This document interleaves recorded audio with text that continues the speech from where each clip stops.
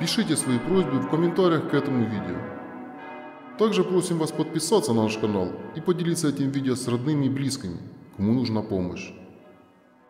Господи, Спаситель наш, Отец наш милостивый, да взлетит Слово Мое к престолу Твоему, да не затеряется оно в молениях других, да не осквернится оно помыслами греховными. Каждое дитя Твое Ты благословишь на житие праведное и радостное, каждое дитя касаешься Ты причащаешь и милуешь, любовью Твоей исцеляет, да пороки омывая с чела грешного, присно молящие покой да счастье, покой находя подле стоп Твоих.